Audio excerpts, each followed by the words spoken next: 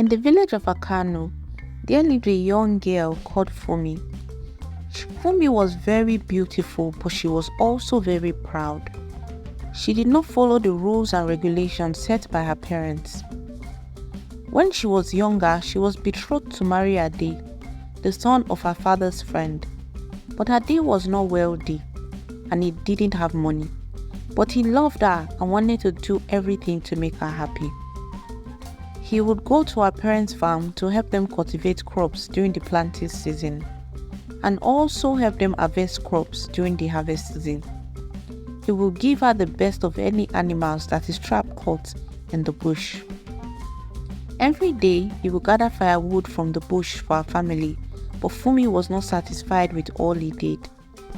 Ade was an hardworking man who was prospering as a farmer, but Fumi wanted a man who was already wealthy and who already had a lot of servants and maids, so she would not lift a finger to do any house chores and farm work. In their village, there was a special market day that held every 14 days. On this market day, people would come from far away to their village to buy the special palm oil that was only sold in their village.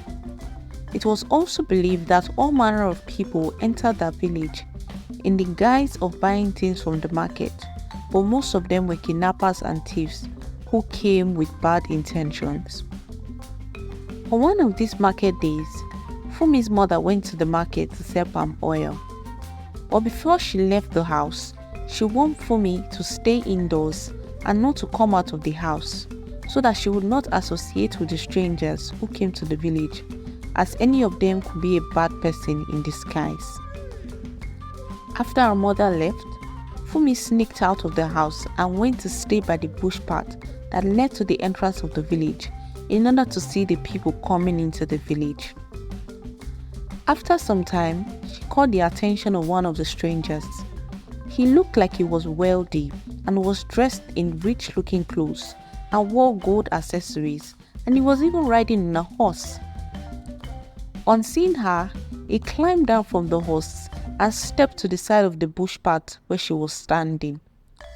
Then he spoke to her and told her that he was interested in marrying her and wanted to take her back to his kingdom. He spoke of his mighty compound in his village, his very large cocoa farm, and all the workers and servants he had.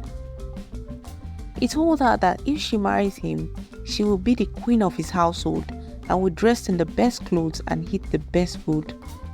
He then gave her a small bag of gold to give to her parents as a bride price and promised her that she would have much more if she married him.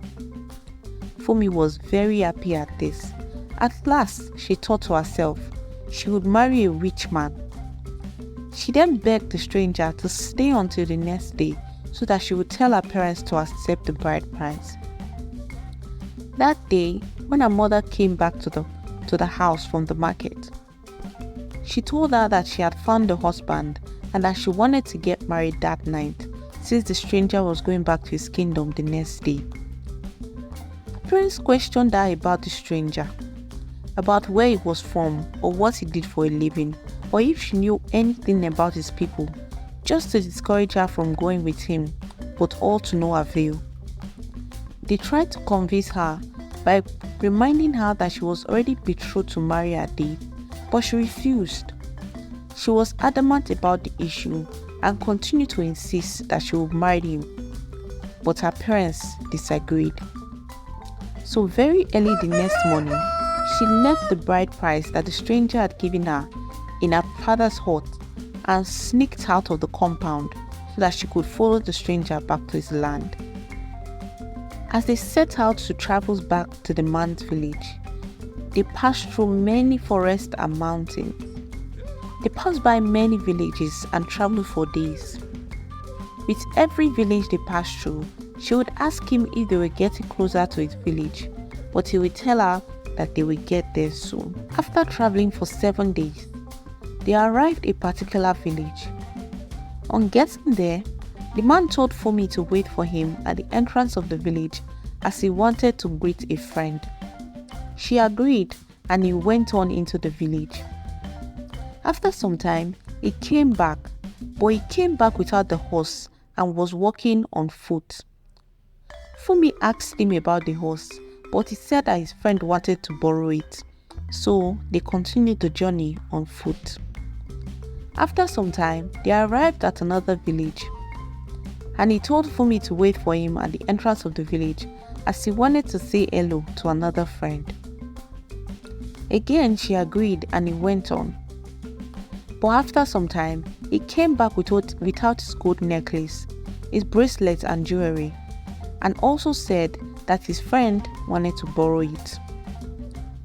This continued with every village they passed through, and at the end of it, all of his fashionable clothes and outfits and all his possessions were gone. He was left with only worn-out clothes and worn-out footwear. When they finally arrived at his village, they passed by many beautiful compounds until they got to the last compound in the village, in which there was a hut that was almost falling apart and had leaking roof. To Fumi's surprise, the man's attitude towards her changed and he spoke to her very rudely. The man told her that that was his house where she would stay and work on the farm with him, as he was not wealthy, but he was a poor man who had just one cocoa farm, which he was working on, and wanted Fumi to also work on it with him. She burst out into tears, saying that he deceived her and that she wanted to go back to her village. But there was no way she could go back to her village.